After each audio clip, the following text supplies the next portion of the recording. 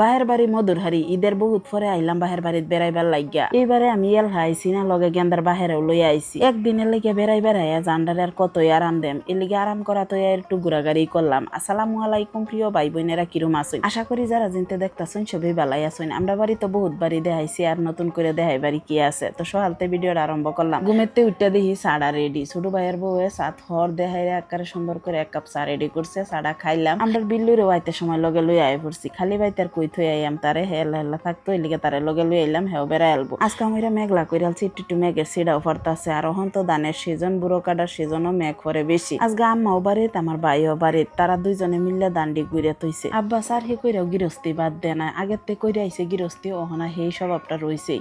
এই ধানের সিজন আইলে দান করে, এবার সবজি উট্টু আট্টু আছে, লগে গরু দুইটাও আছে। আর গরু দি সারাদিন খেরের পুঞ্জিত বান্ধাতা হে। আর এটা ক্ষেতের কাম আব্বা মানুষ দাও করা, নিজেও করে। সবসময় তো আর মানুষ পাওয়া যায় না, যে বেলা না পায় বেলা দুই বাপ পুতে গিয়ে হেরা লাগিয়ে ওরে। যারা গৃহস্থী করে তারার অভাব তাহে না, কিন্তু বহুত কষ্ট। আমার দ্বারা এটা সম্ভব না। অল্প একটু জায়গার মধ্যে ফুল সবজি লাগাইছি, ইহিনির কাম করতে করতে দিন কইদা যা খুঁজি পাই না। তাও আবার বাগানের সব কাম আমরা করি না, বেশিরভাগ মানুষ দায়ী করাই।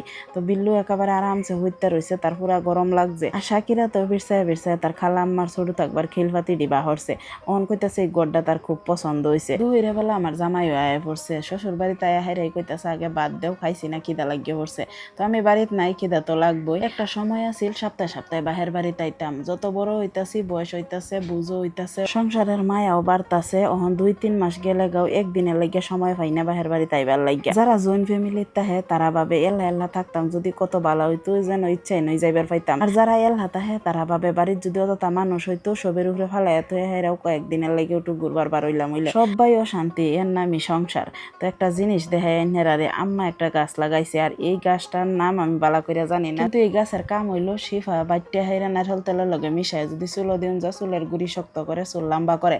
আম্মা আমারে নারকেল তেলের লগে মিলাই দিছিল। আমি কম লাগাই, অত একটা লাগাই না। আমার মন হইতে হ্যাঁ না, আমি বেশিরভাগ নবরত্ন লাগাইলাই আমার মাথার বেদনা করে দেখে। আমি যত বুড়া মানুষের তেল সব লাগাই, হিম গঙ্গা নবরত্ন এটা তেল লাগাই আমার চুলি ভাহাই আলতাছি। আর একটা আছে বনফুল, এই বনফুল তেল দেখতাম আগে আমরা নানা লাগাইতো। আমি এখন এই বয়সে এটা তেল লাগাই। এই তেলটা লাগাইলে আমার মাথা ঠান্ডা থাকে, চোখে মুখে একটু জ্বলে, মানে মাথার বিষটা একটু কমে। ড্রয়িং রুম আয়া বই আহেরে একটা শর্ট বানাইছিলাম। এই ভিডিওটা কেলা কেলা দেখছুন অবশ্য কমেন্ট বক্সে জানাই যেন।